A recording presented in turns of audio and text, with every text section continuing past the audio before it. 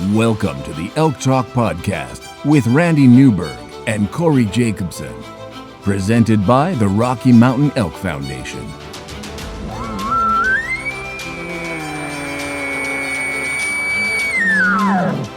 The goal is, what little you and I know about elk hunting, we share with people. I've got an elk bugling, it's like 120 yards away. What do I do? First off, the thought would never cross my mind when an elk's bugling 120 yards away to call anybody on a cell phone. All elk? All the time? Only elk? Only elk. Well, it's us having conversations, so we usually go down some rabbit holes, but if you hunt with Corey Jacobson, you will find the landscape is full of rabbit holes. We're just going to make this up as we go. And you look at it like, oh, that's a target-rich environment. But if you're trying to single one out, a solo target there is much easier to go into than a big group. We record everything, so there's no BSing, no lying, no faking it with us. Did we hit the record button? I forgot to hit the record button. If you want to know something about elk hunting, this probably isn't the podcast to listen to. Should we give them a list of all the other podcasts where they might learn something?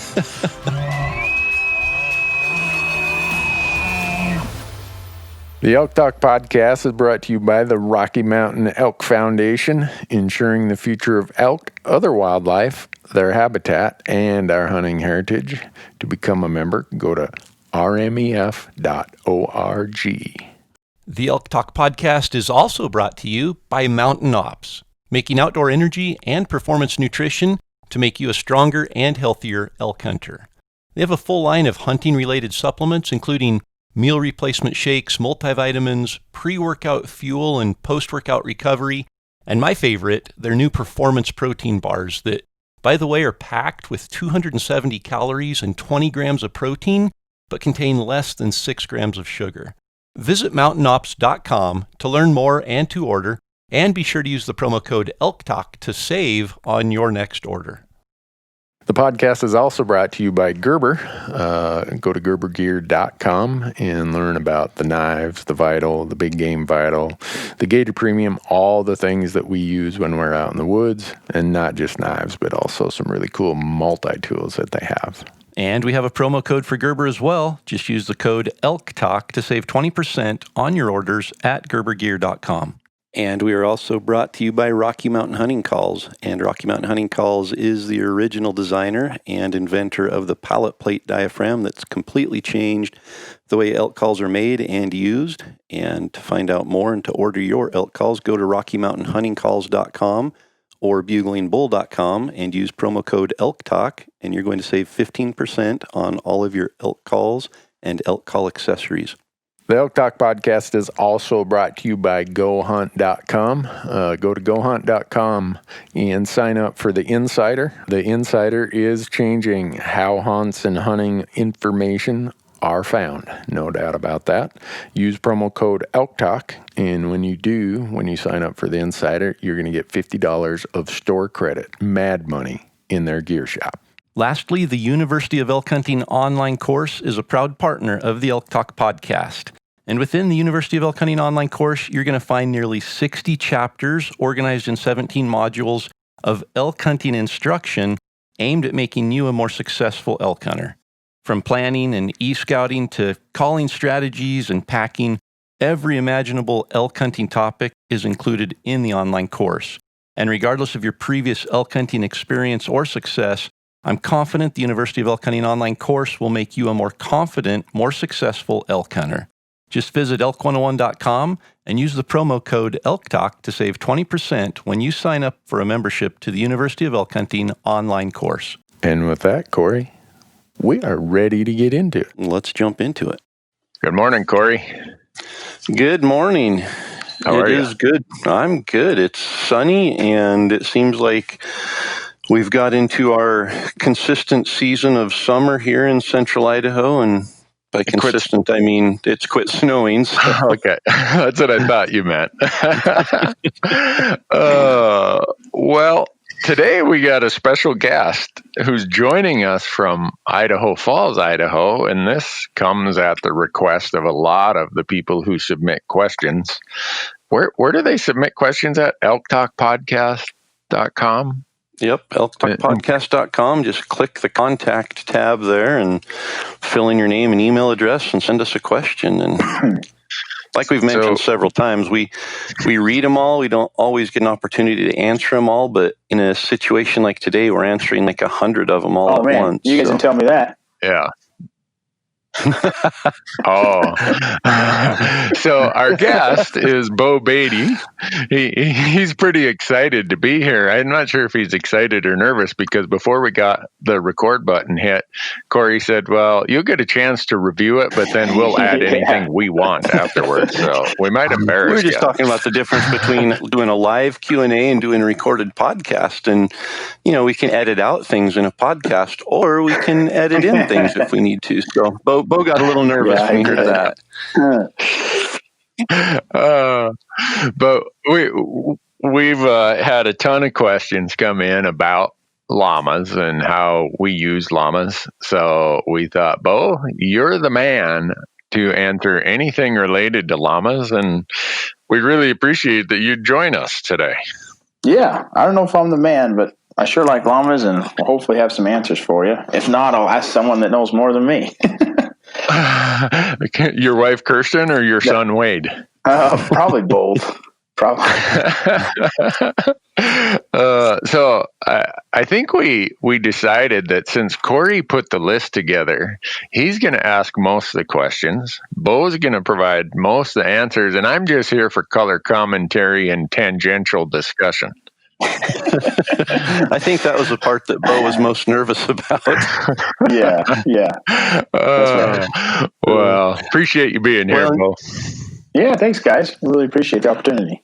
Definitely. And just to be clear, Randy said I have the list, and I'm just asking for a friend, and I really have no interest in llamas myself, but I have a friend who's starting to get a little bit older, and, he's looking for ways to be able to hunt elk way back in those rough places, but not have to pack them out as far. And plus, my friend's daughter really wants a horse, and he's really trying to avoid getting horses, and he's kind of just wondering if llamas might be a good alternative option there as well. So that's kind of the context. My list comes from a friend here. So all right. Yeah, I assume. Is it safe to assume that friend has 3 teenagers in the house and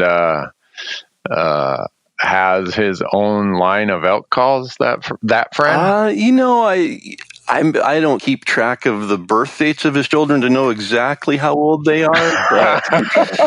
Yeah, he definitely, it might serve him well to get more information on llamas. Well, I was just going to say, he saw them in use last fall, and I think it piqued his interest. So it's that friend of Donnie Drake. That's Donnie's friend. Okay. All right. Now we know where these questions are coming from. So, Beau, I guess just to start, tell us a little bit about you and what you do. I'm looking at a website here at wildernessridgetrailllamas.com, and there's a lot of pictures of llamas and a couple pictures of you on there. So maybe fill us in a little bit on what you do and why you're the guy to answer these questions. Yeah, sure thing, guys. So, my wife and I own Wilderness Ridge Trail Llamas, and we also have a company called Wildland Llamas. And between those two companies, we rent out our pack llamas to people that want to go on hunting trips or camping trips or want to take their family, for example, in Yellowstone National Park for a week and just need a little bit of help getting gear and equipment in and also getting it out. And then we raise and breed them. And so that we have, more and more coming down the pipeline, because in the summertime, basically from March till the end of November, we're doing guided trips. And these guided trips are like, they're fishing expeditions, they are camping expeditions, peak bagging trips, where we go into really cool places such as Yellowstone National Park, the Wind River Range in Wyoming, the Gros Ventre Range in Wyoming, and then all the way down into places in southern Utah like Glen Canyon National Recreation Area and Escalante. And so people can come on a trip, and we provide all the camping gear, guides, transportation, the llamas, food, equipment, knowledge, and expertise of the area, and just have a really great time. And it's an opportunity for people to kind of recenter themselves and, find some solitude. And then we do, drop camps and things like that. And then we also do the we sell the llamas that we breed, usually about once a year in the spring.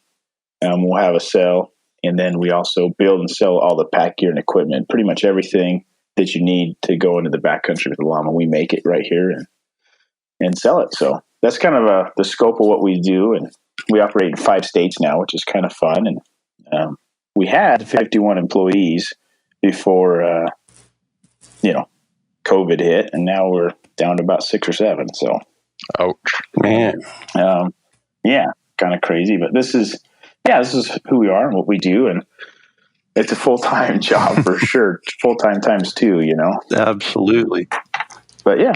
How many llamas do you have, Beau? I was down there earlier this month, and you look like you had more llamas than some of the biggest ranchers here in Montana have cows.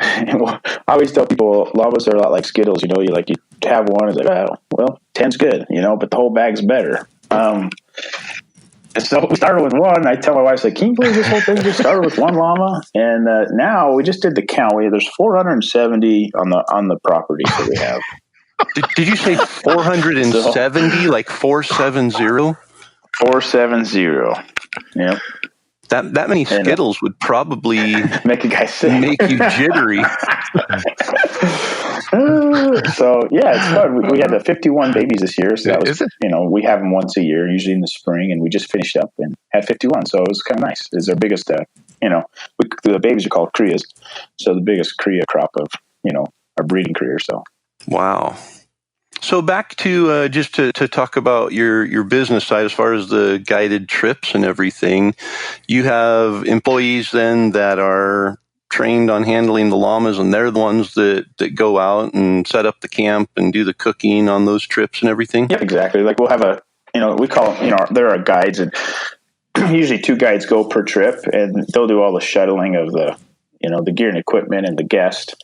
And then we'll have myself or one of our drivers that will drive the llamas to the trailhead locations.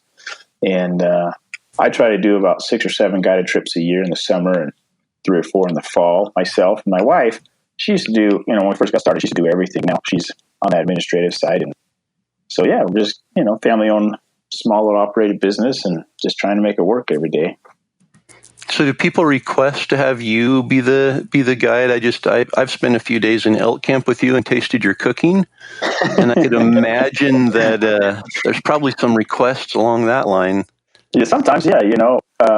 Truth be told, some of our guides are just remarkable, and if people don't know any different, their guides are way better. Our guides are way better than me or my wife. What they do, and they always. If people come back, they usually want the same guide they had before. They're like, that was just amazing. So that's kind of fun. And there's guys out there, right, that are like, oh man, I'll take my family in the backcountry with llamas in the summertime. And then my wife will let us get some llamas, and so they always try to request me on trips like that so I can convince their wife to let them have llamas for hunting. So. Which leads me to the next question. I think owning llamas, using llamas to pack gear in, all of that, it makes sense. But what about packing elk? I saw that in action last year for the first time. And I'll tell you, I've been around horses, and horses are awesome. I've seen an entire elk loaded on a horse and packed out. I've also filled barn after barn with hay to feed horses for a year. I've also seen more rodeos than I care to recount because of horses, and you end up packing sometimes not only the elk and all the gear, but the horse itself off the mountain. So I've kind of steered away from that. I've used ATVs, I've used electric bikes, I've used mountain bikes, but ultimately, it really comes down to most of ours have been on our back. And so last fall, we were in Montana hunting, shared a camp with Randy and his crew, and Donnie and I were there, and Beau was there, and we roll in the first night, and Beau has an incredible dinner cooked. Beau went out the next night and spotted elk and said, man, I saw a really nice bull over here. And we went back the next day, and Donnie shot a bull in the same area, and then Beau loaded up some llamas and packed the elk out. And I thought, this guy is a guy you want to have around a lot. I know why Randy keeps him around now, and it's not just for the packing elk. I'll tell you that. He just keeps me around for the chocolate cake that Kirsten makes. Yeah, I've never been to an elk camp like that. It kind of opened my eyes to a lot of different ways that we could be doing things better. But we walked in, and I had a pack on my back with nothing in it, essentially. I mean, I had 10 pounds on my back, which is the lightest pack I'll ever carry. We went in 10 minutes. We had the entire elk loaded up on llamas, and we turned around and walked back out, and I had no weight on my back that entire time. And I thought, I've tried this a lot of different ways, but this has my interest. So Cool. Packing elk with llamas. Tell me a little about that. You know, that's the reason why I got into it, really, is a little bit of assistance in carrying water to locations that I wanted to hunt, and then packing elk out. And llamas are so unique in the fact that, you know, on that trip that we did, Corey, I had 2 llamas that had never actually packed out any game. They were just 3 and 4-year-old llamas. So they had some pack experience, you know, not a lot, but they never packed out game before. And growing up with horses, bringing a new horse to elk, or maybe an old veteran that's having a bad day, man, they can be really testy, and they want to throw the elk, don't like the smell, and they don't want to be loaded. It can be quite the hassle. And sometimes it works out great, you know, definitely. But I've never had any issues with the llamas. And bringing those 2 newbies on that pack trip, and you guys were filming, and, you know, Corey Jacobson and Randy Newberg, the big guns of elk hunting, you know, I was a little nervous, but I was like, no, I know better. They're going to do just fine. And when we got up there and we put on elk, we got to the elk and put it on these llamas for the first time and walked out of there. I was like, yeah, same old story, you know. And I think that tells a really important story, is that it's a lot easier for most people, and their llamas are more user-friendly. Their personalities are such that they're just kind of ready to work, and they don't overthink things, you know. Hey, there's an animal right there. Well, you know, my llama handlers, Corey, Beau, and Randy, they're all here, so everything's fine. Nothing to worry about. And their personality traits like that just make them such phenomenal packers and much more user-friendly for the, you know, the wide audience, I guess. Yeah, I was almost offended by them because it was like we weren't even there. They were trying to pretend we weren't even there. They wouldn't make eye contact with you.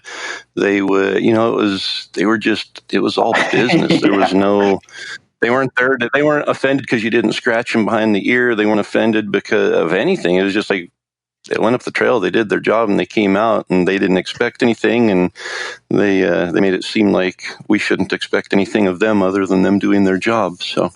Yeah, that's a really good way to put it. Actually, that's a really good way to put it. And their work mentality. Yeah, it's really impressive. And their pay is working and having something to eat while they're up there. You know, they love to try the new forage at every different little step and place you stop. And man, they really love their jobs. I think that's a good thing, you know. So I know in the past I've heard people, you know, that have rented llamas or that have owned llamas, and they're irritable, they're terrible to be around, they spit on you, they'll lay down and not get up and do the job. You know, you put a pack on them and they'll lay down and you can't get them to stand up. And you'd mentioned there's different kinds of llamas, and those are kind of the old llamas of the 80s that were not pack animals. What are the different kinds of llamas, and how are yours set up for packing? Yeah, that's a great question. I'll try not to be long-winded here because I get pretty animated about this one. So, you know, go ahead. They're accustomed to long-winded, Beau. Okay. On this All right. podcast, if you don't at least find 3 rabbit holes in answering this question, we need to coach you up. Oh man, here come the rabbit holes. We could compare them to teenagers or something, I'm sure. Yeah. Cool. So, you know, when I first got into llamas, basically, I came from the horse outfitting and mule outfitting world, you know, big pack trips and the thoroughfare and such things as that. And man, when I told people I was interested in these llamas, the stories that I got from these old outfitters, everyone had tried them and everyone hated them. And they said, oh, I went up to Washington and I picked up these 5 llamas. They're all halter trained. They're supposed to be pack llamas. I bought them for $500 a piece. And they got 200 yards on the trail with 60 pounds and laid down. I couldn't get them up. And, you know, that's the G-rated version. And I just heard this from person after person. And, you know, like pretty serious horse packers. And because they wanted to give it a try because it made sense. And so llamas for about 10 or 15 years carried a horrible, maybe even 20 years, horrible reputation as far as pack animal goes. And when the first llamas came, across the seas to America in the late 70s, early 80s timeframe, it wasn't like the countries we were getting the llamas from were sending their best stuff to us, because we were dumb Americans. We didn't know the difference. And I kind of do all the research and look back and realize that the Inca bred these llamas for, 6,000, 7,000 years. And the royalty typically had working llamas. And they had different breeds and different styles of llamas. They had working llamas, which were the biggest, the strongest, and they actually have a dual coat. So they shed out. You don't ever have to shear them, which is the breed that we're working with today. But I didn't know this until I had llamas for 3 or 4 years. And then they had different types of llamas, right, for wool, for meat, and same thing in America. But there really has never been a meat market for llamas in America, but predominantly for packing, for wool, and then for show. And so people were showing these llamas, and to go into a show ring, you have to train your animal. It has to be pretty well trained and be able to go do some obstacles and be on halter and, just be easy to be around. Well, when these llamas stopped winning the shows, or when the breed kind of traits changed and people wanted to, get blue ribbons for something else, these llamas that stopped winning the shows got sold as pack llamas. And that's how they were marketed. So someone would go up and pick a llama that was designated a pack llama because it wasn't winning in the show ring anymore, or whatever, something along those lines. And then you get this llama, which is essentially equivalent in dog world as like a poodle. So I get this poodle llama, and they put all this weight on it, and the poodle llama was like, "Hey, why are you doing this to me? This is not my job." And these people had horrible experiences because what they were really looking for was a German short hair. They needed a pointer, not a poodle llama. And I tell people this, and that it's hard for them to see the differences. And so I did a couple videos where people were able to see on our YouTube channel the difference between an alpaca and a llama, which is essentially weight and size and structure. Alpacas will get up to 150 to 180 pounds as adult, maybe 200 pounds at the most. And an average llama is about 280 to 300 pounds. And the working llama, the breed they call the Cara llama, in Latin America, they typically spell it Kara, and Quechua spell it, Qara. And for some reason in America, we spell the breed Ccara. So people are like, "Do you have any Cacaras?" I'm like, "It's called Cara." anyway, and so, that's the kind of difference in the breeds. And so the big Cara llamas will average, most of them will be over 350 pounds. And, our herd averages 390 pounds, males and females. And then, so they're bigger, stronger, more athletic. They have longer range of motion, so they take a longer step. And then they have the structure and the muscling to support it. You would appreciate the biomechanics of it, Corey. And so that allows them to carry heavy weights, longer distances, more efficiently. And so people that have tried pack llamas, there's a lot to raising them and having a herd dynamic, and then having the right breed, using basically a German short hair for a trial, not a poodle. And so I always tell people that not every llama is a pack llama, and you really have to do your research and make sure you're getting the right llama for the designated use. And if you want a pet, then you can easily find one of those. But if you want a working llama, they're much harder to find. And there's only about 3,500 to 4,000 right now in North America that are bred and trained for working. So they're not very common. Wow. And you have over 10% of them, it sounds like. Yeah. And, it was declining. And now people are trying to bring it back to life. And that's been our goal the last 12 years, is to preserve the breed, basically. And that's kind of what I think there's a lot of elk hunters who are in their 40s and mid 40s and 50s that are probably driving the demand for pack llamas right now. Yeah, absolutely. And it's a great thing to see. I was buying llamas, in 2009, 10, 11, and so on. And no one else was looking for him. I was the only guy in town, and people are like, there's this young, crazy, red-bearded guy driving around the country in a Dodge pickup truck buying every llama there is, And so I get calls like, hey, are you the guys driving around in a Dodge truck buying llamas? Like, that's me, Well, I got some for you. Oh, it was crazy. And Randy, what did you think when he said that there was a market for eating llamas?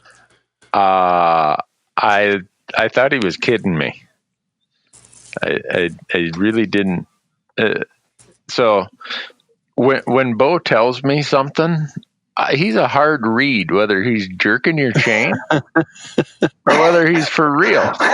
So I just, anyone who would think about eating a llama,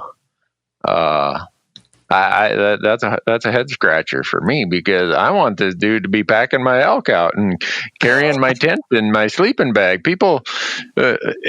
Some people saw our first hunt with Beau when we went into the mountains of Wyoming, and it was a blizzard, snowed, and I brought so much stuff.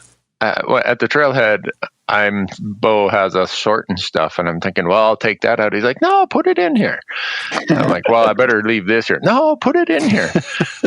I had a camp that looked like the Taj Mahal up there in that blizzard, and people are like, boy, you must have been miserable. Nope. And so, and then when we're walking in, Beau says, Randy, you lead the trail. I'm thinking, well, this will result in bad outcomes if I'm leading the trail, but okay. And then Beau walks up beside me and he's like, what are you thinking? And I smile and I look at him and I'm like, what I'm thinking is I should have discovered these things a long time ago. And I'm going to be hunting elk way past my Social Security date. So that's what was going through my head. So no need to eat them. No, no. Blasphemy. I had a friend who rented llamas probably 15 or 20 years ago, and he had a satellite phone, and he called the people he had rented the llamas from and asked them how much it would cost him to buy them right there on the spot. But he wasn't wanting to buy them because they were good llamas. He was wanting to shoot them and pay them for them so he didn't have to pack out with them, because it was exactly what Beau said. They were they weren't made for that. And he went in there and put a heavy pack on, I think 2 or 3 llamas, and tried going in, and they laid down halfway in there. A blizzard came in and he couldn't get them up. He couldn't get to where he needed to be to set up his camp. And he called the people in all seriousness and said, if I don't bring these 3 llamas back to you, what do I need to pay you? And it was some ridiculous amount when they found out he was just going to shoot them and leave them there. And so he ended up not, but he about died in that blizzard and couldn't get the llamas to get up and do anything. I've heard that story a lot, Corey. Yeah. It was, that's unfortunately. It brought to mind that experience that was probably the only person I know that would have maybe ate the llamas, and it wouldn't have been because he wanted to, but wow. So we had a chance in elk camp a little bit, but we're tired. You're cooking an amazing meal and telling us about your llamas, and I'm just trying to stay awake to eat the meal so I can go back to bed and get up early the next morning. But since that time, I've had an opportunity to really think through it and think, okay, I'm going to kind of be the pessimist, or what about this? What about this? And as I'm going through the list, I thought, well, he's already proven that one wrong, because I spent 4 days next to him and that never happened. But I'm sure there's got to be some cons to using llamas for packing elk. Are there? Yeah, I think that there definitely is, and I think the difference is like, if you're going to use them to pack elk, and they're not like at the ranch and someone's going to bring them to you once you get your elk down, you have to take care of them. They need food and water. You have to spend some time doing it.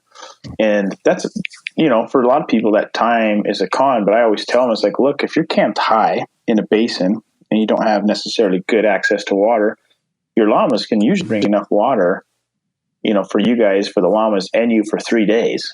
And so if you only have to take care of them a little bit in the night and the morning, and you're a backpack hunter, think about all the time you're saving, because you don't have to go down and get water every day. I guess a lot of time you're saving, or every other day. And I said, the time, that you save is it's important, because that allows you to spend more time hunting and doing what you want to do, and less time worrying about water. And that's for high basin type camps and things like that. And so, downfall, I think, to packing with llamas is that they are an animal and things can go wrong. We've had 9 years of great success renting llamas, and no llamas or humans have been injured. They've all come home and been happy, but something can go wrong, and so I think that's important that people know. And, it could be something really random and freaky, but we haven't had it happen yet, but the day will come, So I think it's important that people realize that, they're not just a machine. You put oil in it and away we go. Things can go wrong, and you just need to take that on, I guess, when you're doing it. Definitely. I'm going to add a point to what Beau just touched on there, Corey. In my e-scouting, when I know I'm using llamas, there's always the concern that, okay, I'm going to hike way back in there and there's going to be a bunch of horses, guys hunting from horses, and I'm going to kick myself that I hiked back in there and these guys brought in a big luxury camp. And well, when I e-scout, now that I have access to llamas, I find the places where the horse hunters can't go because there's not enough water for their horses. With the llamas, I can either carry enough water because they don't drink or require as much as a horse because they're a camelid.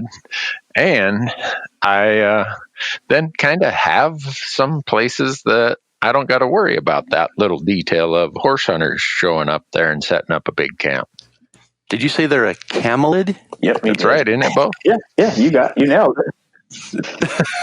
it. Does that mean they're from the camel family? Yes, yeah. They're part of the camelid family. So part of the camelid family, you have llamas and alpacas, and then you have the wild version of llamas, which is guanacos, the wild version of llamas, which are alpacas, which is vicuñas. So there's your 4, and then you have camels. So you got 5 that are part of the camelid family. Huh. So do llamas eat Cheetos? I have one that would, the most no. Cheetos. The only reason I ask is I went to the zoo one time when I was a kid, and there was a camel there, and we had a bag of Cheetos, and that thing rolled out a tongue that was about 18 inches long and ate the whole bag of Cheetos. That's every time I hear the word camel, I think of Cheetos. That'll make a young kid sad, loses Cheetos for the day. Yeah. I thought it was cool. I was looking to buy another bag to go feed the camel. Yeah, that's funny. Good story. So what, you're talking about maintenance at camp, and you've got to make sure they have water, but they can pack water. If you are around water, what's a normal routine in the morning and the evenings? Can you leave them all day by themselves? How do you tie them up? What's kind of a day in the life of a llama at elk camp? Yeah, that's a great question. The llamas, I always tell people the golden rule number 2 with llamas, and there's only 3, is that you just need to make sure they have food and water. And when you're hungry, they're hungry. When you're tired, they're tired, type of a thing. And so in the morning, right before we leave for our day, I always make sure the llamas have a chance to drink water. And I have these 4-gallon square buckets that we put inside the panniers. They pack in there really nice. And on the way in, you put all your gear. And then when you get to camp, you can use them as, to something to sit on, or you can get the llamas water with it. So I'll take it over to each llama, which takes, depending on how many llamas you have, anywhere from 5 to 10 minutes. And then I might restake them out. And so the llamas are just on a picket line, much kind of like a dog stake. It's about 18 feet long. And so they have a pretty good radius of where they can go and browse. And so I want to make sure that when I stake them out, that there's nothing they're going to get tangled up in. No trees and no big brush. That's kind of hard to do sometimes, depending on where you're camped. But usually you can always find that spot. So they'll just kind of graze throughout the day. And when you come back at night, you check on them, make sure they're doing good, maybe move their stakes a little bit, and then give them another chance for water. And at night, I usually give them a little bit of grain pellets just to be buddy with them and let them know that they're going to be used soon because I'm going to be successful. And so that's kind of the routine. And you can definitely leave them in camp. So in the summertime, when we're doing our pack trips, we move camp almost every single day. So summer season, they're working really hard. In the fall, they're like kicked out on the beach, hands behind their head, like, we got to base camp. Now we're going to sit here until Beau can figure out how to get something on the ground. And so hunting for them is like a breeze, compared to the summer trips where they do 7 miles today, 10 miles tomorrow, 9 the next day, 12 the next day, 5 on the way last day, so they just move and camp every day. And so that's kind of the routine, and pretty simple. And a lot of times, that's the routine in the late fall, it seems like. But, in September and October, one of my favorite things in the world to do is have my wife drop me off at a trailhead and then give her 2 or maybe 3 spots where she might pick me up in 5 to 7 days and say, hey, I'm just going to take these llamas, 3 of them usually, and just go wherever I need to go to find game. And so she'll pick me up somewhere different. So I have to get to point B or C in that 5 to 7 days. And that's my funnest thing to do is just, move until I'm in the animals, and then hunt them from there. Very cool. You mentioned grain pellets. Do you have to pack in grain pellets for them, like nutritionally? Do they need that, or is that just more of a reward? You give them a little butter dish full of grain pellets at night? It's more of a reward than anything, except for in the months in the fall where there's really nothing for them. The quality of the feed's not very good. And at that point, they just need a little extra supplement because they're working hard. And, the sugars and the moisture and the nutrients go out of the grass, in that October, November time frame. There's still plenty, but nothing like there was in July and August and September. And so it's always nice, too, to have a little bit in case your llama gets undone at the camp and you come home and there's 2 llamas there, but one of them's 200 yards away just sitting there chewing his cud with a smile like, well, I got out, so here I am. And then you can shake those little pellets and they'll come over to you and you can just catch them back up. So that leads into a good discussion because horses, just keeping horses in a fenced area, it seems like they always find the weakest link in the fence and get out, and you get neighbors calling saying your horses are in our garden again, or horses are in the middle of the road. Horses don't always come to a grain bucket, no matter if there's greener grass over the hill, they're going there no matter what you've got in your hands. So are llamas, is it like that? Do llamas stay in the enclosed areas once you get them back home? Do they get out a lot? They seem smart. Like they seem like that cowboy that sits over quietly in the corner and doesn't say much. And yeah, they have a lot going on in their mind, it seems like. Llamas are a lot like you, Corey. They analyze everything and they think about it. And if they wanted to, they could escape anything. I'm sure you were like that when you were a kid. But they really don't push the fences and boundaries. Nothing like a horse. They don't lean over a fence like a horse. They won't put their head through on the fence like the horse. As long as they have something to eat, inside the fence line. So llamas are really good that way. And I've kept llamas in some really, really bad fences and learned that, they're totally fine, but this isn't a safe fence. I need to fix this. And so I only ever had one llama that was an escape artist, out of the 470 now. And he would get out and then your neighbor would call or something and you would go and yell at him and yell out his name. And then he would run back in the same way he got out. So I'd fix that hole. And this is before we had a decent fence. And it was a regular deal. And so the neighbor learned to just yell at him and then he'd run back in. It was so funny. But they're really smart, easy going on fences, and obviously the better fence you have, the better it is. But you just don't have to worry about them like you do with, cows and horses. They usually know they're in trouble and want to come back. And llamas that aren't trained at all are tough, they got to be trained and used to people. Because there's llamas that I've met, in my travels that are really treated poorly, I went to go pick up some llamas once in Montana from a guy, and I was buying 3 from him, and it was probably 10 years ago. And he grabbed the llamas by the ear and, kind of captured him in a pen, grabbed him by the ear, and then had his daughter put the halter on. And I was like, oh, that's really abrasive, And these llamas, when they saw him, they would just run. And so they were trained to pack, but man, they did not like people. And so whenever they got a chance, they just wanted to get away from you. And so there's always exceptions to the rule. And so llamas are treated and trained well. You're going to have, pretty good experiences of llamas in your pen. So anyway, When you What do they eat? Oh, sorry, Randy, go ahead. Beau, when you brought up fences, one of the questions that often comes up, and it came up to me, and you gave me the simple solution, but some people might be thinking about this. A lot of times we're out in the woods and we come across a grazing allotment fence, and there's not a gate or anything. How do llamas negotiate a fence, and what can you do to make it easier for them to get over a fence? Yeah, that's a great question. A lot of those fences aren't like super tight unless they're kind of brand new or a few years old. And so what I've done in the past is I'll take all the gear off the llamas. I'll keep the saddle on, but take the panniers off and throw them on the other side of the fence. And then what I usually do is in my first aid kit, I carry a little ratchet strap, like 1.5 inch, 2-inch ratchet strap. And I'll ratchet the fence together, the wire, and then ask the llamas to jump over it. So they just have kind of one central area to jump over. And if it's 3 feet or less, they can jump over it, no problem, And they usually clear it without even clipping it with their feet. Sometimes the young guys don't know quite what they're doing, but that works out really well. So that's some things that I've done in the past, because I used to hike the divide a lot. And man, there's fences randomly up there. And you're just like, hey, what's this thing doing here?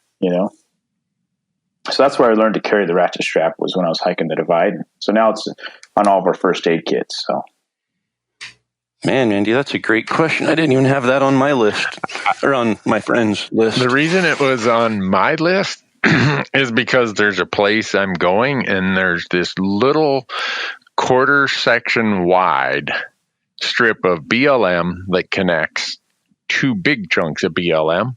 And I'm looking at my aerial imagery, and I see a fence right transecting that mile long.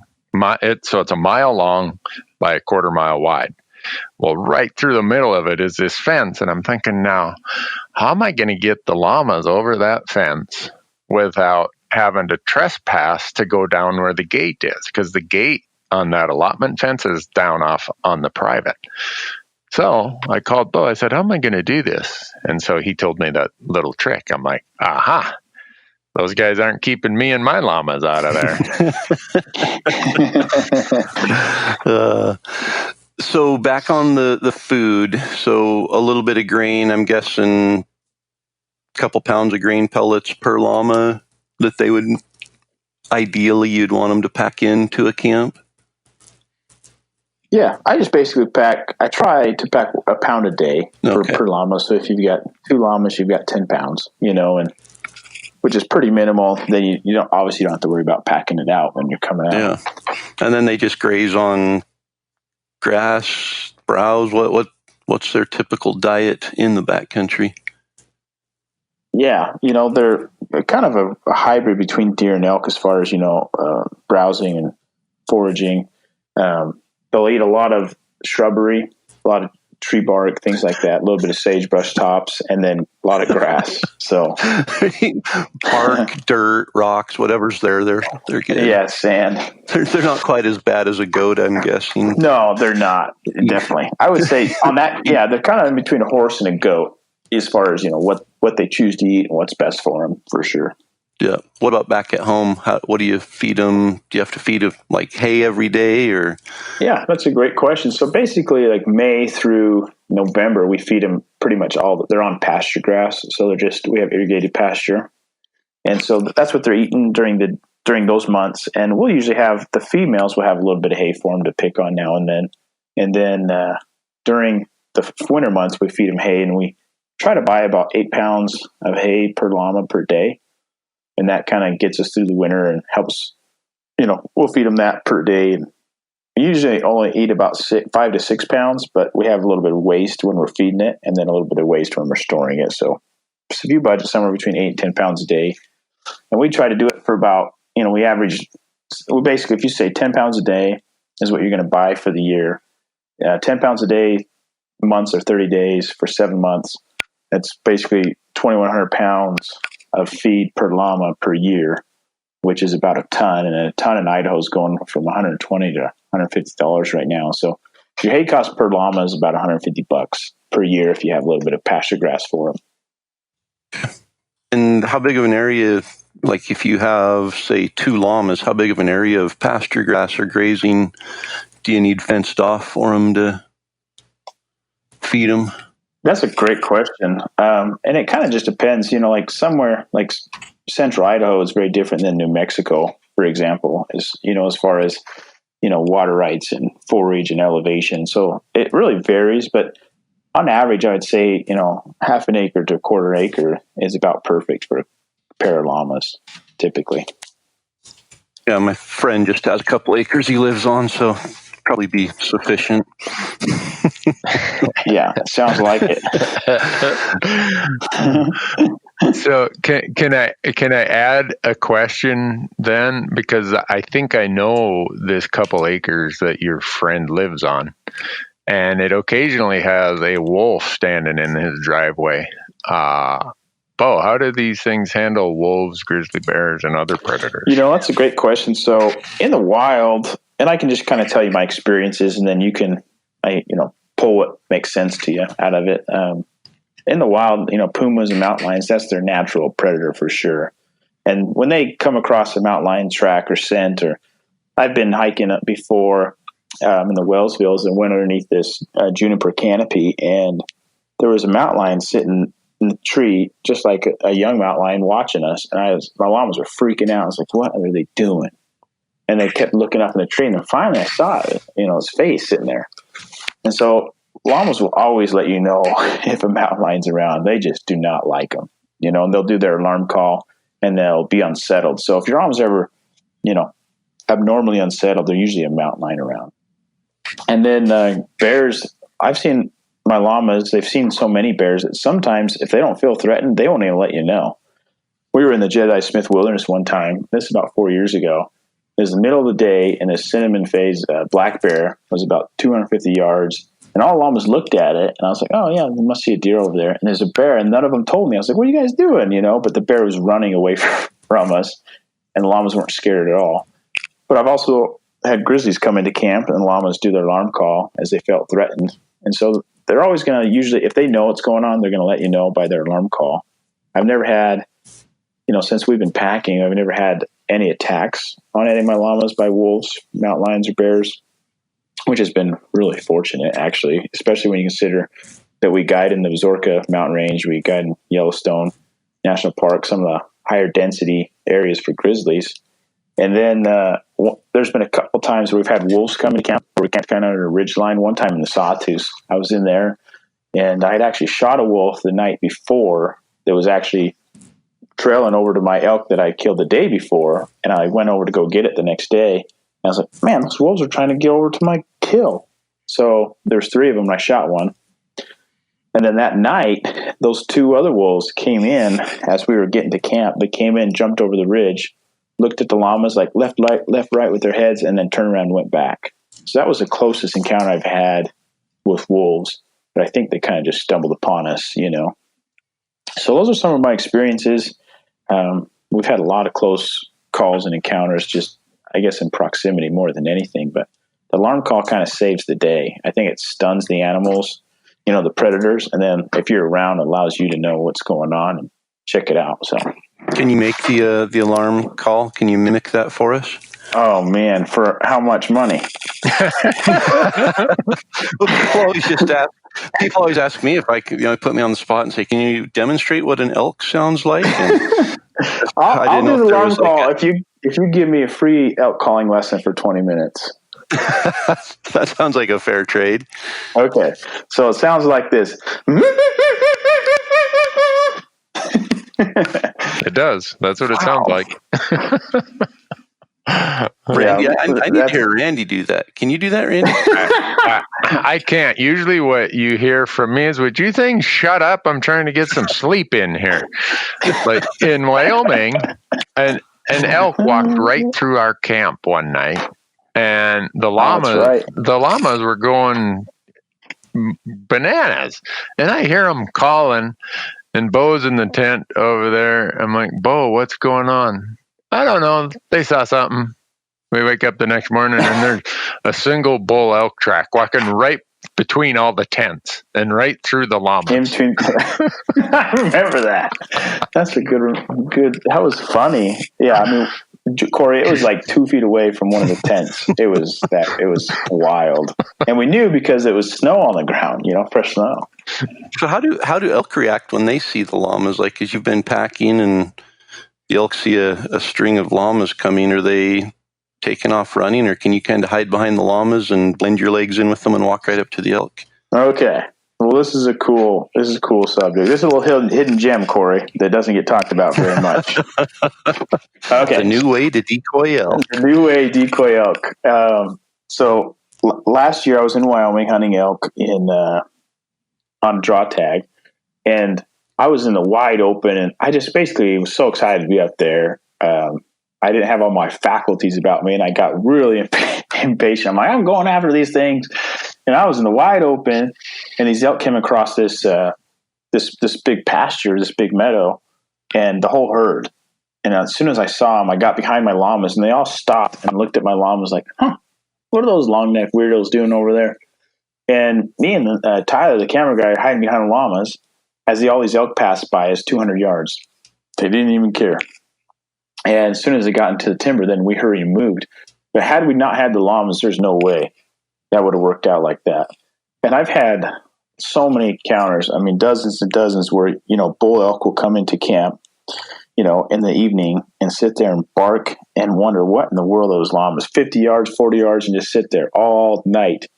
And it drives me crazy because I go and try to shoo them off, but they're so mesmerized by the llamas, they just won't leave.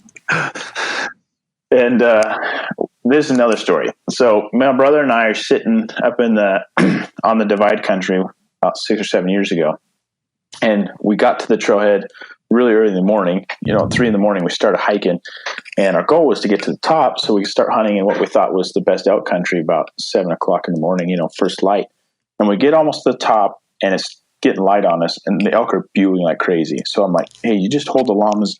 I'm going to start calling these elk. And we got elk bugling on the left and elk bugling on the right. So we start calling, and these elk start to converge on us, and we're in the bottom of the drainage, start coming down from each side. I'm like, oh my goodness, this is going to be so cool. So I tell my little brother, I was like, you get your bow ready, and I'm just going to hold all the llamas right here. And I'm sitting there, and it's really quiet in between each of the bugles. And the llamas are sitting there eating grass, and I can hear it. It's like it's amplified for some reason. They're just picking the grass and then grabbing it and ripping it. And then they're moving their pads and their feet, and they move a rock or something. And I'm sitting, and these elk are running. And I'm like, what is going to happen? They're going to smash us in between each other. And I'm like, how are they coming so hard? I made 2 cow calls. But the llama, I realized, I was like, they think that there's cow elk down here eating grass. It just, everything they were doing just mimicked elk. And I'm like, this is crazy. So my brother, I was like, draw. And he's like, which way? I was like, left, draw. So he draws, and this elk comes running through the timber, looking at the llamas. I'm like, oh my gosh, we're going to get stabbed here.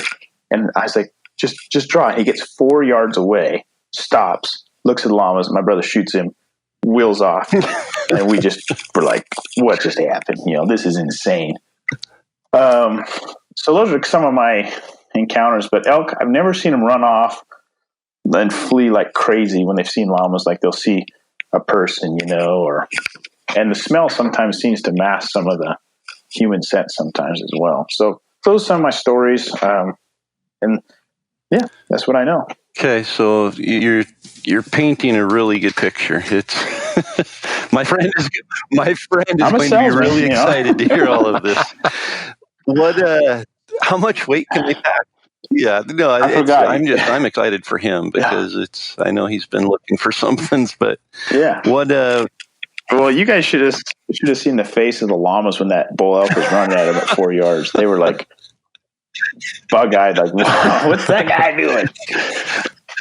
Oh man, that was funny. But yeah, llamas, if a llama is a really small llama, for example, they're not always going to carry as much as the bigger, stronger llamas, but our average llama will carry 70 pounds a day throughout the whole working season. And so that's anywhere from, 120 to 150 days a year. And our average trip's about 7 miles a day. That's kind of our standard go-to. And obviously we have big days, 15 to 16 mile days and, large days at 12 miles a day. But that's kind of their standard. 70 miles, 70 pounds, kind of every day, day in and day out. They're really good at that. But when you get into... And that's all day? Like they'll pack that all day? All day, yep. Time and time and time again. And we have llamas that just came off the Boulder Rim in Utah, and they did 4 days, and they averaged 8.5 miles a day. And the first day is 2,800 feet of elevation, and the last day is 3,100 feet of, you lose that elevation. So that's a pretty good trip, and they did it, and the guides told me that the llamas never even breathed hard, so I thought that was pretty cool. But when you get to a situation where you need to pack out elk, obviously 70 pounds only gets you so far, but elk carry meat a lot different than they would camping gear. You can ride it closer to the body. You can keep it higher up towards their spine. And I think the comparison is kind of over the years, I've realized about 70 pounds of pack gear is pretty equivalent to about 90, 100 pounds of, meat. I know that it's a different weight, but the way the llamas carry it and how I know that they do the same trail with 70 pounds of camp gear, 90 pounds of meat is, they act the same, they're able to do it the same distance, the same pace, and they feel totally comfortable with it. So, when you got to pack out elk, it's definitely okay to load them a little heavier. They'll definitely do it and capable of it. So with that being said, and I know we packed up Donnie's elk with them last year, and you've got a little scale to make sure that the weights are balanced on each side and everything. But we hear the stories of people that shoot an elk and the hindquarters are 120 pounds each, and they had 550 pounds of elk meat. And Randy and I actually tackled that question a couple podcasts ago about the 350 pounds of cut and wrapped meat off of a spike. And, we weighed, I think the bull Donnie shot was a really good representative average bull elk, a 5-point, 2.5, 3.5 year old elk. And I think people would be surprised at how light those quarters were. But if I remember right, the fronts were they 38 to 40 pounds, something like that. And the hinds were they 52, 55? Does that sound right? Yeah. I was going to say 51, but I think you're right there. That was bone in, right? Bones were in. If I remember right. Just hanging in the tree. Yep. So we put the two hinds on one llama that, you're looking at 110 pounds. Is that any concern with that kind of weight on a llama? No, definitely not. Especially these veteran packers. The llama needs to be 5 or 6 years old before they tackle weight like that. But man, remember we took those llamas, and it wasn't a tremendous all-day pack, but they didn't even breathe hard, and they were still straight up on their legs, and they didn't act like it was heavy even a little bit. So that 110 pounds was, that's a good standard for elk packing. If all your llamas came out with elk on their back at 110 pounds, even if it was up 8 or 9, 10 miles, like my trip in Wyoming was 9+, man, they did it all the way and no problems, and so you got to be conscientious of what you're doing. But,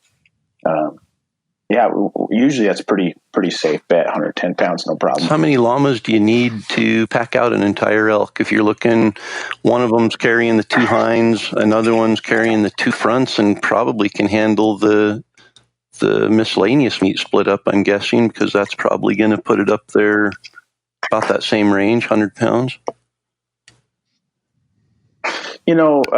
Sometimes you can get by with 2, and 3 is always the safe bet. You know what I mean? And if you're trying to get camp out, I think you need 4, and you can get camp and 1 elk out with no weight on your back with 4.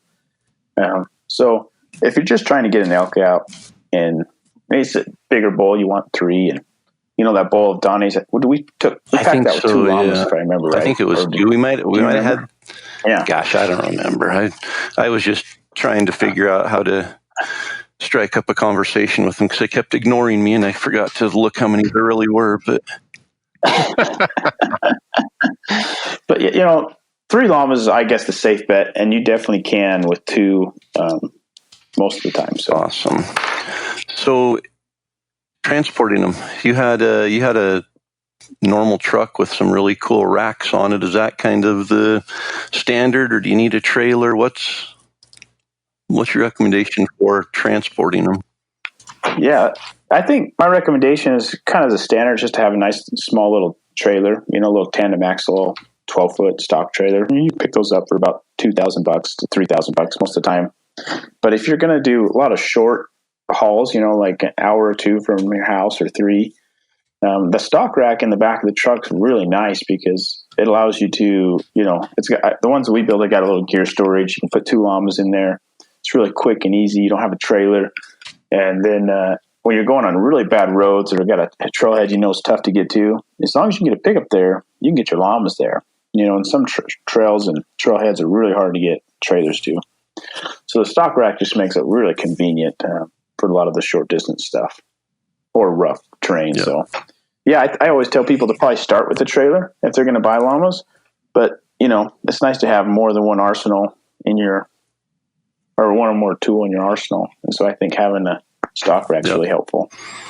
Okay. And then what other gear? You mentioned saddles, and my first thought was Randy riding on a llama on a saddle, but they're probably not riding saddles, but you got, panniers, halters, lead ropes. Yep. That's right. Yep. We got a halter that goes over the face. That's the harness. And then a lead rope. We usually have 6.5 foot lead ropes. And then you have their saddle blanket, the saddle itself and all the rigging, and then panniers, the bags that go on the side.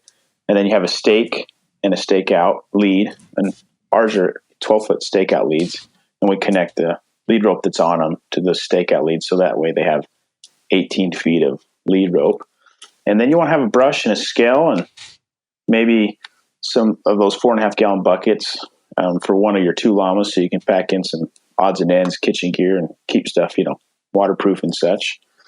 And, a trailer to transport and a few pellets, and you're on your way. Even your friend is on his way, Corey. I'm sitting here taking notes on all of this. That's how good of a friend I am. He's going to be thoroughly excited to go back through all of this. Hey, Beau, when you shoot a rifle near a llama, what's the reaction? Yeah, I'm still trying to get a llama to really freak out like a horse because I'm just surprised that they haven't after all these years. And so I always get the new llamas, like the 2 and the 3-year-olds, and I take them on a lot of pack trips in the summer. I'm trying to take my son this year almost every weekend, and I take the new llamas to train them. And I'll grab the 22 and shoot it, and it's so weird. Those llamas just don't do anything. Even the 2-year-olds that just have been out for the very first time, and most of the time they won't even pick up their heads from eating grass. I'm just like, what's that? Okay, and I always love that. That's why I keep trying to get one that freaks out about it. But to this day, I've never had one freak out about it or even do more than just raise their head. So it's just their nature. I'm not trying to sell it or anything. That's just a fact. It's just who they are. That's weird. It is weird. No, it's not. It's nice. It's weird that you can't make an animal freak out. Like that's just, there's something mesmerizing about a llama's personality, and I'm still confused about whether I'm frustrated by it or whether it's really impressive. But they're like that veteran that just sits there and is not fazed by anything. And I'd love to, I don't know. I guess that brings up the question of a pet, for my friend's daughter who really wants a horse. Yeah. What, is she going to be able to go out and bond with a llama, or are they kind of definitely. Yeah, definitely be able to bond with them. And llamas aren't like a dog is like, hey, pet me on the ear. This bonding thing's awesome. I want to sit in your lap all day. Like they're okay to be around you and work with you, and they'll come up and take treats out of your hand and play in the pasture and be funny and goofy. But they're definitely not like a dog. And I think people, want them to be because they want to bond with them on that level. And they're just not. And some are, but I would say generally most aren't. And, that one llama, I have a llama named Milo, and when he was a 2 and 3-year-old, man, he was just a pill, and he was so rambunctious and has so much personality. And now he's a 6-year-old, and we took him last year, Corey, and packed out Donnie's elk with him, and he was just a stalwart gentleman, easygoing. And if you would have saw him at 2, he's like, man, this guy's crazy. And so you have to train him and spend time with him, and that bonding helps them become that way, and I think they always have good in them. You just got to train it and pull it out. But naturally, they're just so funny and goofy. And that same llama that we packed out that elk with, I brought him inside my house. My wife she didn't want to do it, and I said, "No, we're doing this." I demand that we do it, and so I jumped him up our log steps, came onto the balcony, in the front door, and out the back door. My wife was, when he got on the hardwood, she's like, "This is not happening," and so. I guess llamas don't always start the way they end up because you got to put the time in to train them, just like a dog. But man, the more time you spend with them, the more they learn. And a lot of llamas just want to keep learning. Like if I spent more time with them, I could teach them all sorts of cool tricks. And so I think it's good. The more time you spend with them, the better they become, basically. Corey, I have a recommendation for your friend. Yeah. Since llamas are so much less cost to care for than a horse, your friend should buy his daughter 2 llamas instead of 1. I mean, it sounds like 3 would probably be ideal. But I mean, if 1 is good, 2 is gooder, and 3 is just great. Goodest. And 4 is the icing on the cake. On the llama cake. So there you go. You could buy, your friend could buy 2 for his daughter and 2 for his wife. Yeah, I don't know how his wife would take that. I have an idea how your friend's wife would take that. That's why I laughed.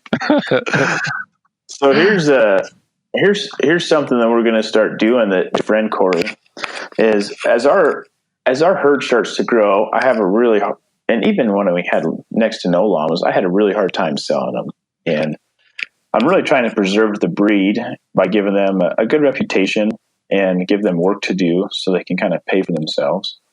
And we're getting to the point where we have quite a few packers, and sometimes we're not able to put them all the way to work because our business has kind of hit its, the economy scale is such that the more we grow, the more expensive it gets. And so we're kind of at that critical mass point where we're like, okay, this is where we wanted to be. Now let's just do better at our job. And so we're going to start doing season rentals where someone can take a llama, like your friend here, Corey, take a pair of llamas, pick them up when they want to start scouting in the summer, or if they want to just for the fall, and take them for a season and keep them at their house in their pasture for a pretty nominal fee. And that way our llamas get used and someone gets to kind of own/use them just every year, and they don't have to take care of them in the winter and then the months they're not going to use them. And that way I don't have to sell them because I really don't want to do that. I will, I don't need to at times, but I think this is something that we've done when we first started because we didn't have the work for them, but now we do. And now we're getting too many. We don't have enough work for everybody.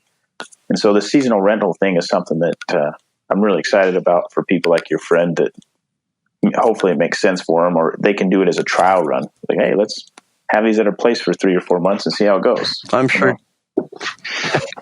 And your other friend Randy did that last year and already has 4 of them reserved for this year. Yes. I was just going to say, I'm glad we didn't give out the phone number to call now before we mentioned this, because the phones would be ringing off the hook. I think that was one of my questions I had on here with horses. Is I could never justify the cost of owning a horse and feeding it for 11 and a half months to take it out and pack out a couple elk in the fall. It just doesn't make sense. I mean, if you're an outfitter or something and you're doing it day after day for 60 straight days, you can justify it. But for a regular guy who just wants some help packing out an elk, it's hard to justify the expense of maintaining, feeding, buying, Right. trailers, stock racks, all that. So you might be onto something. My friend might have a pretty good chance of convincing me to look into something like that. There you go. I knew I was going to pique his interest, this friend of yours. I was going to say, you held the icing for the end there. If you had mentioned that at the beginning, I probably would have admitted that my friend was not as interested maybe as I am. But can we talk price? Can we talk price and what it costs to rent them if somebody was going on a, say, 7 or 10 day elk hunt and had nothing, needed trailer and everything to go on that elk hunt? What are they looking at? Yeah, that's a good question. So we basically price things on a per day period. So if someone's going to go for a week and they want 2 llamas, for example, it's just $80 per llama per day. So you're 160 a day. And then our stock racks are $15 a day. But let's say someone wants a trailer, because they have all the gear and equipment that coming from back east to rent llamas in Hunt, Idaho. So we'd be looking at $60 a day for the trailer. And so for the week, that's $420. And then for the llamas, it's $160 a day. So that's $1120. So let's see, they'd be $1,540 pretty much all said and done for, $1,500 plus dollars, I guess, for a week to rent the llamas and a trailer for 7 days. And then they bring them back and drop them off and don't have to feed them for the next 51 weeks.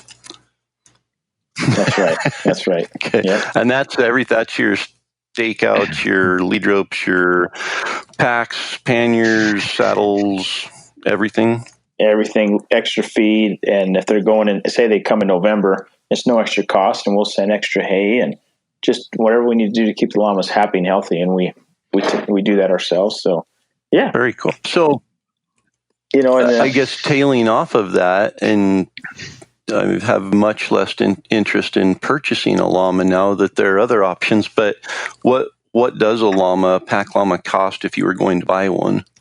So that's a great question. And, pack llamas that are used for breeding are obviously their breeding stock's more expensive. But a good pack llama, you're going to be spending $3,500 on typically.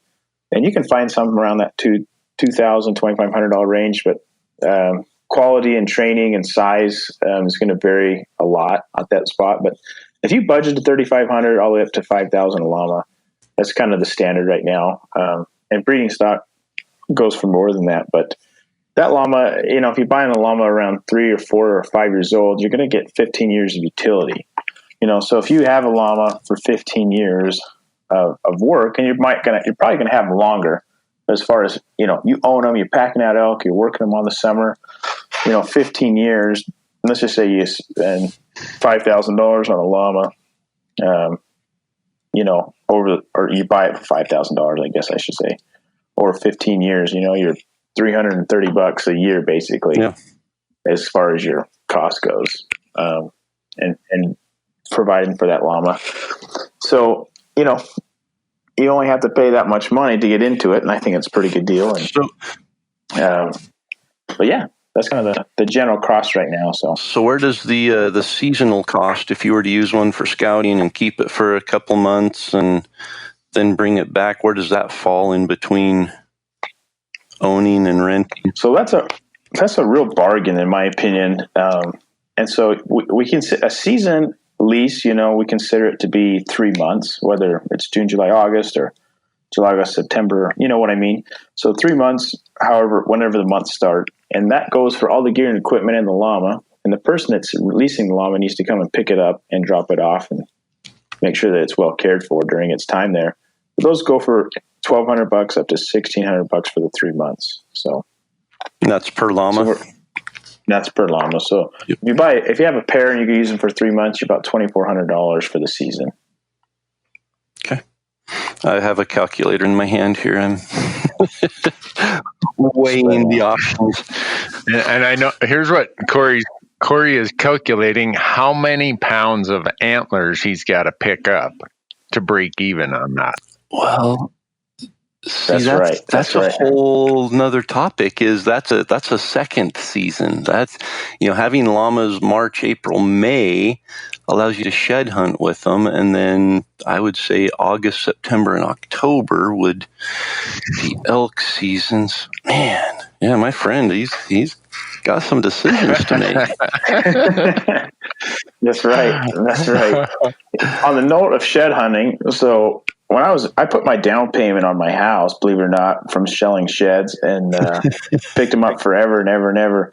And I built this little platform. So on the llamas, when you go shed hunting and you can put it on them, and man, it works awesome when you really stack it on. Mostly elk horns, but yeah, it's pretty cool. So if you ever take them, Corey, make sure I send that little frame that I built so you can put some horns on those guys to pack out. No, we, it gets more and more competitive every year. More people are shed hunting. This year was like the worst I've ever seen it, because everyone was laid off or out of work or just at home and working from home, and it just allowed everybody and their dog to be out shed hunting. So we were going in.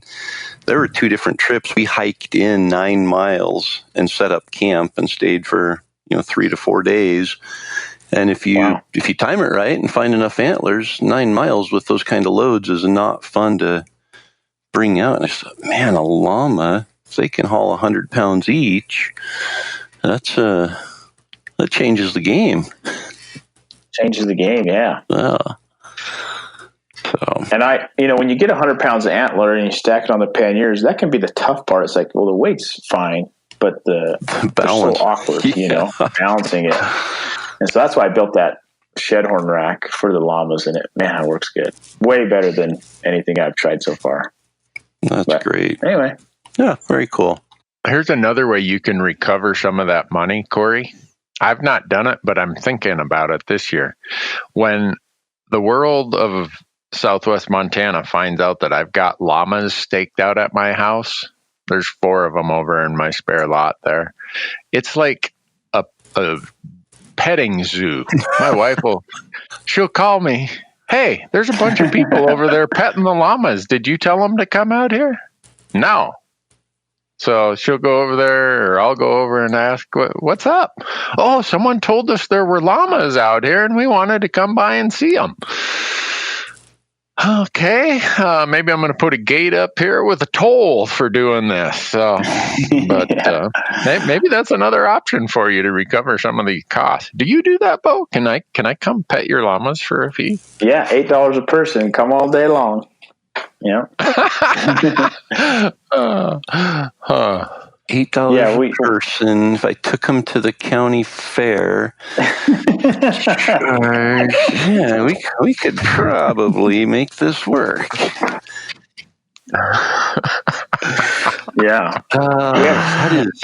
And really, it all comes down to not having to pack out elk meat. And it's, you say that and you sound less like, oh, if I heard somebody say that, I'd be like, oh, you're a wimp. What are you, getting old and soft? And no, I think at this point I'm ready to transition to getting old and wise. Yeah. Well, I'm a lot older. I can't say wiser, but I'm a lot older than you guys.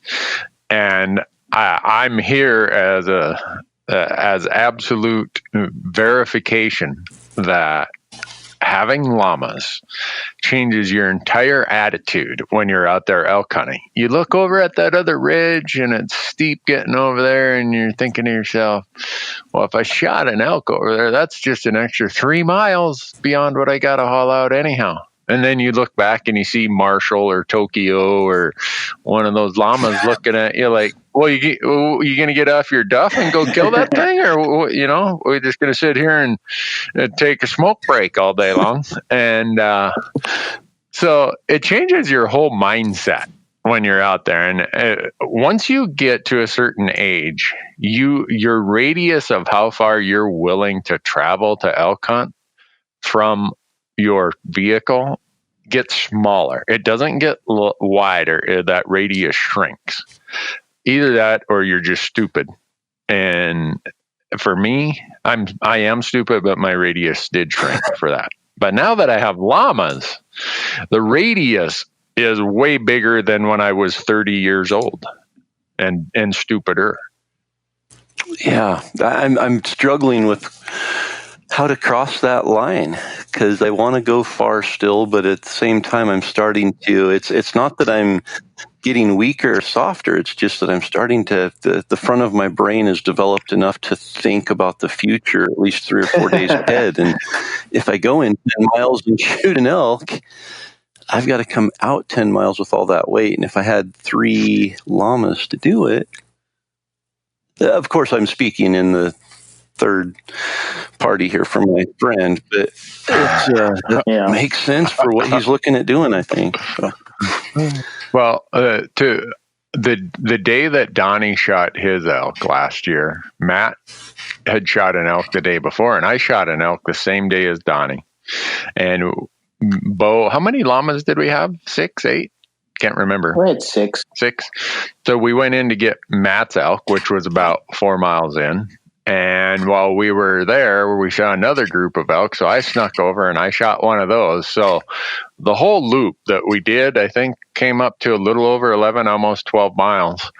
And it was no joke. There is no way I would have shot that second elk back there without llamas, because we already would have had our hands full getting one elk out.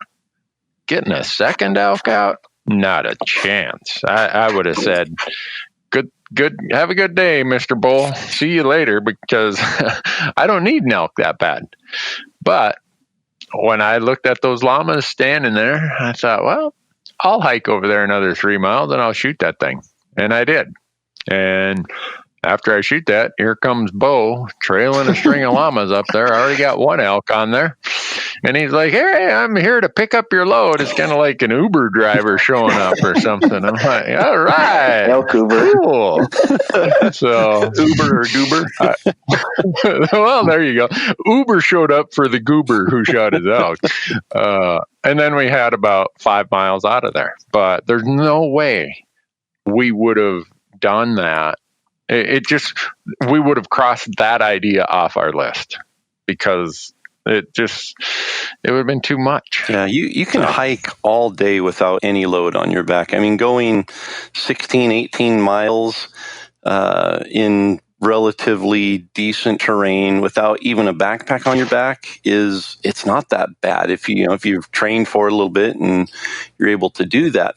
You put 30 or 40 pounds on your back and it wears you out. I mean, it really does. Your effective range becomes smaller. You put, we're talking, you haul half an elk out, you've got a minimum of 100 pounds on your back. Just if you have any gear, an average elk's going to be 50, 55 pounds on that hind and 35 or 40 on the front. It's pretty easy to get 100 pounds on your back if you want to pack just those 2 quarters. You start throwing on another portion of meat there, scraps, half of the rib and back strap and neck meat and brisket meat and all that. It's not uncommon to get up to 120 pounds there, and your range with 120 pounds on your back in elk country is significantly smaller. And so you can go in and hike with a 30-pound pack and go in 12 miles without even blinking an eye and shoot an elk. And if you have to pack that out on your back, there is shooter's remorse. I mean, you're excited and you're successful, but that excitement wears off about 20 minutes after you put your pack on your back.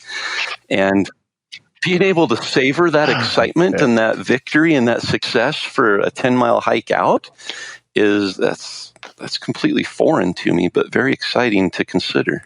Yeah, well, your friend should also think about the fact that we were in grizzly country and we were able to get those 2 elk out of there in one load and not have to keep coming back once we'd kind of chummed the air with all these beautiful dead elk aromas. When a grizzly bear is in hyperphagia, that a gunshot attracts them, and then you start getting all this blood and smells and odors nearby, and it's like, rats on a Cheeto or something. It's like, here they come. And camels on a Cheeto. Well, true. Yeah. Now I have another saying now that you brought that up earlier, Corey.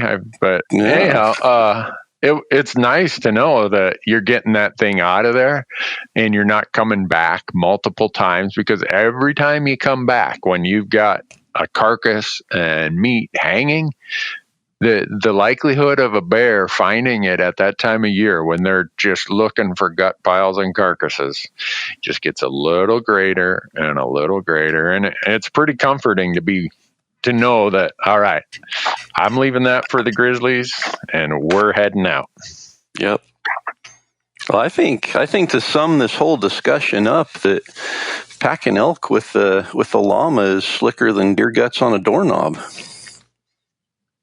Hey, now you owe me a royalty for that.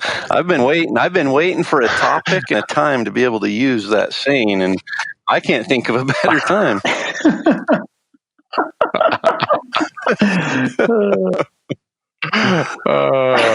Yeah. All right.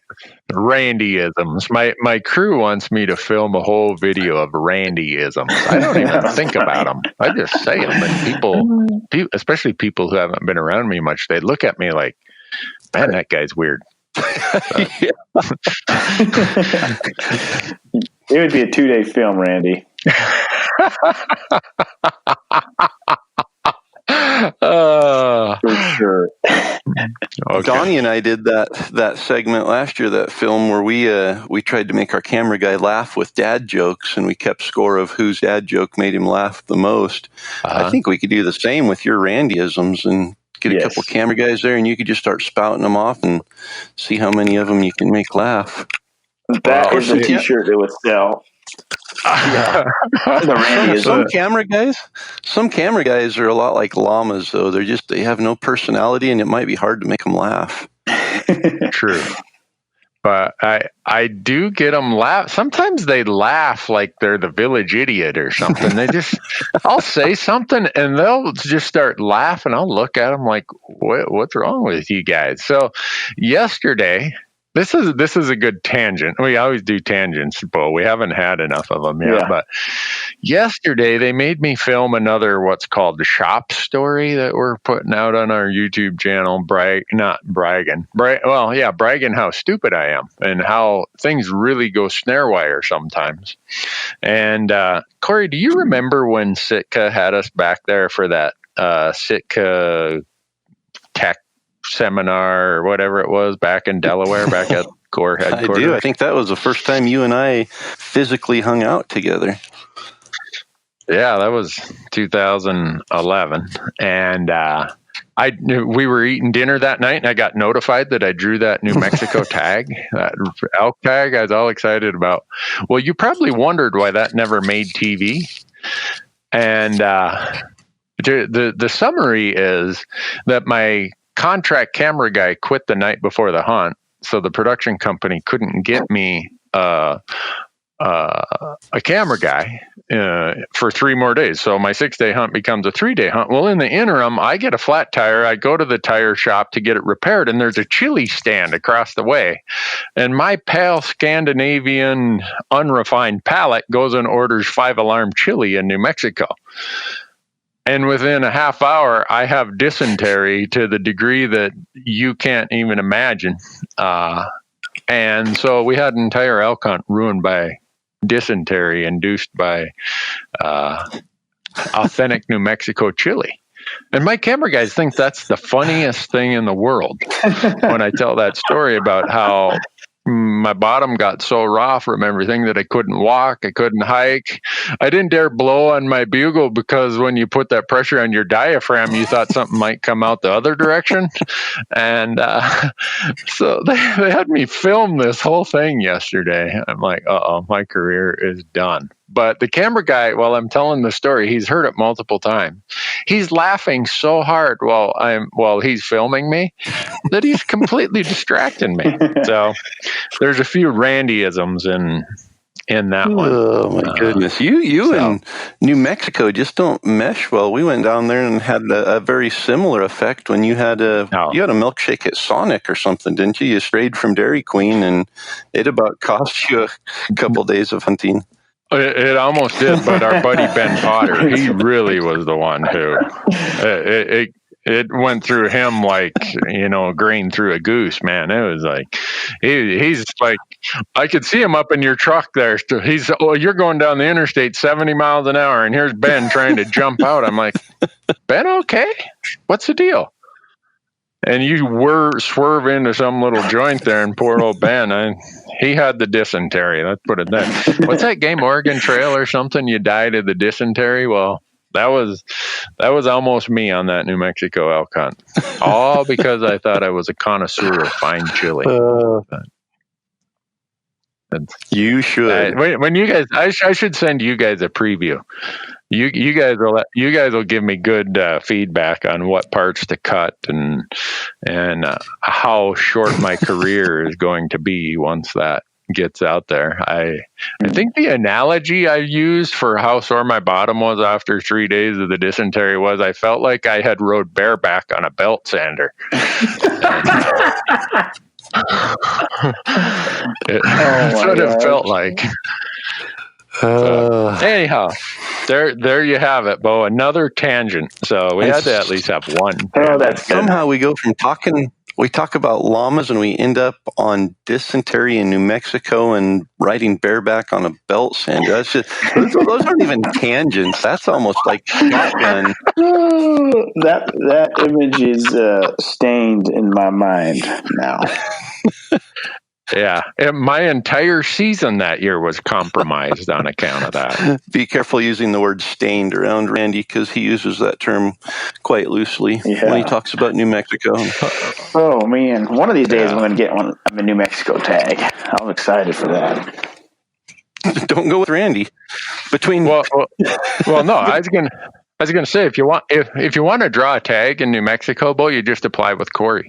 I apply for all those tags down there. I never draw. First time I apply with Corey, boom. Well, you're first choice, I think. So you and Corey should apply. You guys would draw right away. That way I could get my lesson he owes me now. Yeah, he owes you a 20-minute calling lesson. 20-minute calling lesson.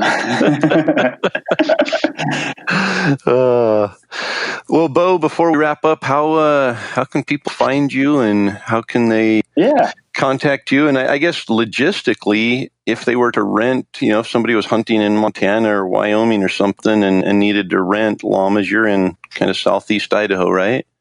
Yep, southeast Idaho, and then we have a little shop set up in Missoula, and then Helena and our friends up there kind of run that little facility. And so there's 6 or 8 llamas at each location for people if they're coming through that area. And then otherwise we can meet them and help cut the distance down, which we do a lot of that actually in September and October.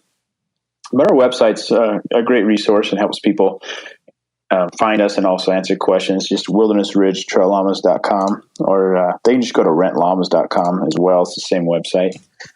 And then our Instagram page has some information. It's just Wilderness Ridge Trail Llamas on Instagram, and those are probably the best ways to get a hold of us. So very cool. On your YouTube channel, you've got a pile of videos on there about llamas and pretty much everything we've talked about. I think you probably cover in a video at some point. Is that right? I think we're kind of during COVID to just kind of survive this thing, but we got some new software and things, but we'll start putting up a lot more YouTube videos, just information about llamas and kind of our llama journey. It's kind of just a story of our lives and what we like to do and try to share some information with people. And so our YouTube channel is something we're really working towards improving and doing more of it. So hopefully people find it's a good resource. So check it out, guys. And hopefully you like some of their information and content out there. And big thanks to Randy. He's been a major, major help in helping us with our YouTube channel. And it's actually been a great asset for people to learn more about llamas. I think we need to do a shop talk on the llamas and hear some of the stories of packing with llamas. And I think we need Beau's version of shop stories. Things that have went wrong with llamas or with employees. When I do my shop stories, I'm pretty rough on the camera guys because we blame everything on the camera guy. But before we get too far along and you get off the phone here, Corey, and you call your friend and tell him that he's buying a couple llamas for his daughter. There's one thing I want to talk about. We get a lot of comments from people asking, what does the Elk Foundation do in non-traditional elk states? And we know that the Elk Foundation is the title sponsor of this podcast. And a perfect example came up this month. And Nebraska is not known as an elk hunting state, but if you have seen the quality of bull elk that have been coming out of Nebraska recently, it's starting to become known for elk hunting. The downside is that access is tough there. So the Elk Foundation worked with Nebraska Game and Parks Commission and the Nebraska Environmental Trust, and they purchased a 1,520-acre tract of perfect elk habitat in the northwest corner of Nebraska. And they immediately turned it over to the Nebraska Game and Park Commission, and they added it to their, it's called the Peterson Wildlife Management Area. And so now there's 37,000 contiguous acres that are accessible for the lucky people who draw an elk tag in Nebraska, or go deer hunting, or whatever else they want to do there. So when people are wondering what the Elk Foundation does in places that aren't your core of the elk world, they have done access projects in Michigan and Kentucky and Wisconsin and places where these small herds are popping up. So yeah, they do it everywhere. Very cool. So I just felt that we wanted to talk about that since we can't talk about us contributing to the sportsman level membership anymore. Those all sold out. Yeah, they did. Yeah, that's exciting. 500 people. Yeah, 500 people jumped on that and were able to get in. And again, that's a membership, and people can still get in on that. It's just Randy and I aren't going to help pay for it this time. But they should still do it. Just because we ran out of money shouldn't be a good excuse to not do it. That's right. That's $100, right? $100 sportsman membership. Yep. And the money that is above the normal membership, you get some few additional incentives for joining, but a big part of it is to know that extra money is going to hunting access. Yep. So rmef.org, go there, sign up, and you'll probably shoot at least one elk this year. That's right. And then you'll need Corey's friend to come with his llamas to help you pack it out. Or to rent, better yet, rent llamas from Beau, because Corey's friend is probably already going to have some of those llamas spoken for. Yeah, and just knowing his daughter, she's probably not going to even let him take him out hunting, so probably don't even ask. Here's the deal. You just need to come this summer with your friend and his family to the ranch and just investigate, the llamas and the baby llamas, and make sure the women in your life are there. Make sure the women in your life are there. I'll wait until those babies grow up, because that's what sucks you into cats, to dogs, to anything. They're cute when they're little, but then they grow up, and it's kind of like humans, really. They're cute when they're little, but then they turn into teenagers, and you realize that all you're doing is just feeding them. They aren't packing any elk out. Yeah. So can I add one more thing that relates to llamas and one of our other podcast sponsors, Gerber? Yeah. So Beau said, Randy, you should come down and pick out a llama and buy it. So I went down. When was I down there, Beau? 3 weeks ago or something like that? Yeah, 1st of June, I think. And so Gerber said, but we want to have the naming rights to the llama. And so I went out there. Beau shows me all of them, pick out my llama. I asked him, who are the parents of this llama? He said, well, Stevie Nicks and Maverick. And I'm thinking, wow, Tom Cruise and Stevie Nicks are the parents of this llama. That's an interesting looking outcome there. But then you realize that, okay, folks, hold on. We're talking about Beau's llamas. Do you have to pay a naming right to name one of your llamas Stevie Nicks? No, hopefully not. Hopefully Stevie Nicks is cool with it. Yeah. Anyhow, for those of you who didn't know Stevie Nicks as the vocal expert in Fleetwood Mac, I'm sure one of the names that's going to be in the naming contest that starts the end of July, it runs the last half of July, Gerber's going to conduct it. I'm pretty sure we got to have Goose, who was Maverick's sidekick in Top Gun, right? Yep. And then we at least got to have Fleetwood or something like that, because right now, what do you call him, Beau, my llama? You call him Mac Daddy? Yeah, Mac Daddy, because he came out as big as a Mack truck,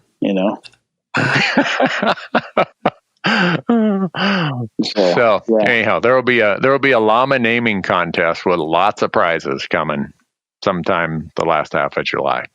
Man, Beau, I see a whole nother revenue stream here. Not only $8 a person to come pet the llamas, but all of those 50. What do you call a baby llama? Crias.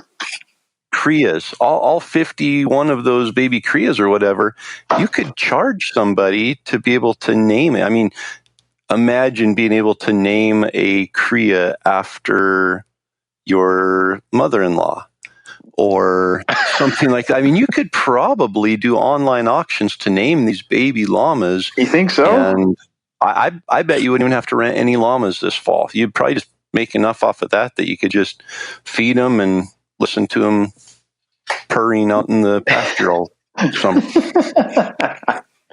I like the idea. I think the llamas would be bored out of their minds if I didn't put them to work. They love it. So. I like that. That's something we might do. You know, maybe we could do a big series next year on our YouTube channel. You know, start it in April and film all the babies being born and have some naming things going on. I think that's a good idea. So thanks for that. Yeah. No, hit me up. I've got a name idea, but I can't share it on the podcast yet. Okay. Because you're trying to win the Gerber competition, aren't you? You want some pretty good. No, No, you have you know how many questions we are going to get at the Elk Talk podcast link, Corey, saying, Corey, what's the name that you didn't dare tell anybody on the podcast? Share it with me. I'm good, man. I won't tell anybody. I'm not sharing that yet. There will be a time and a place that it will be appropriate. Not that it's inappropriate, that it might be a good one. So, Corey, what did, out of curiosity, what did Donnie think of the whole llama deal when we were packing out that elk? You know, Donnie's a lot like a llama. You can load I mean that as a compliment. Like, you can load him up with as much elk meat as you want to, and you line him out on the trail, and he goes and packs. He never complains. Every once in a while, if there's too much weight, his legs will start wobbling a little, and you can tell he's getting tired. But he never says anything. When we stop and take a break, he'll just kind of sit there and stare off in the distance and not make eye contact. And you know, you never know if he's mad, if he's happy, if he's upset. When you say, let's get up and go, he just gets up and goes. So I think Donnie was in his element with those llamas because they act the same way he does when he has an elk on his back. So yeah, Donnie's a hard read. That's right. That's cool. Yep. All right. Well, so I gotta interject this. One of the llamas I rented, this great big old boy, was named Donnie. That's right. He's a gentleman. Man, I love that guy. Oh, he's a machine. We took him into He is a machine. Are you talking about Donnie or the llama? The llama. The llama named Donnie. I was going to say, because Donnie is a gentleman and he is a machine. Yes, he is. Yeah, it's a good name for a llama. Yeah. He's not even here to defend himself. I can't believe you're picking on him, Corey. Those are compliments. Everything I said was 100% complimentary.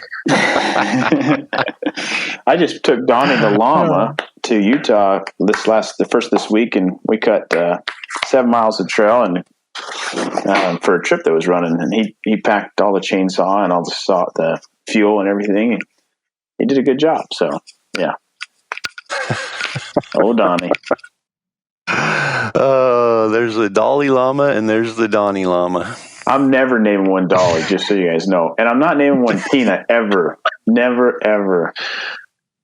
Tina, you fat lard, from Napoleon Dynamite. And then someone told me yesterday, you should name one Michelle Olama. I was like, oh my gosh, you for real? So we get it all. So those three are out. No Michelle Llama, no Tina, and no Dolly. Man, and probably no Barack Llama either. And no Barack Llama. Yeah, all these people. Nothing against any of them. No, but totally. Not. That's funny. Stevie Nicks is as far as I take it. Awesome. Well, Beau, thank you so much for sharing all this with us. We elk hunting is one thing, and tactics and strategies and all of that come into elk hunting. But some of the things that we don't touch on that we probably need to a lot more are these kinds of things that make elk hunting more enjoyable and make that success an enjoyable success. Because I've gotten emails from people, I've talked to people at seminars that come up and say, elk hunted for 7 years before I killed my first elk. And when I killed my first elk, I swore I'd never kill another one because I didn't realize the work I was getting into. It was more of just the appeal of hunting elk and successfully putting my tag on one. I was so caught up in that excitement that I hadn't prepared for the real work part of it. And I think I've hunted elk for 35 years now, and I've never packed an elk that I've shot on a llama. Last year was the first experience doing that, and I almost feel like I've been slighted a little bit because I didn't know about them sooner. I could see that when we packed that elk out last year. You were like, this is weird. I'm not used to getting to the elk and then turning around and going back to the truck light. It's unfamiliar, uncharted territory, and I kind of liked it, I have to admit. So cool.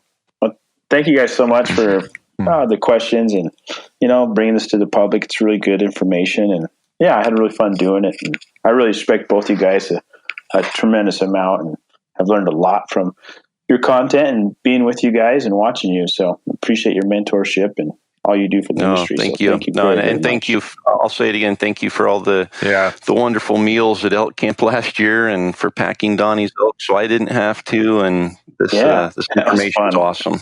Cool. All right. Yeah, no problem. Well, appreciate everybody being here, everybody listening to the tangents, the color commentary, and the good information from Beau, so Corey can go to his friend and relay this information. And will you report to us, Corey, what your friend decides to do? Yeah, I was thinking I might have him listen to this episode when it comes out, but I did take a lot of notes too, so I might be able to just relay those notes to him. And I'll tell you one thing: he's got enough information here to make an educated decision, whichever way he goes. All right. Cool. Well, we want to know. The fans are waiting on the edge of their seats to know what your friend decided to do. They will know. They'll probably hear about it before elk season, but at least by elk season, I'm sure that they will see pictures and videos that confirm or deny what his decision was. Cool. Okay, sounds good. Well, don't let us down. All right. Thanks for being here, folks. Stay happy, stay healthy, get out in the mountains, and have some fun.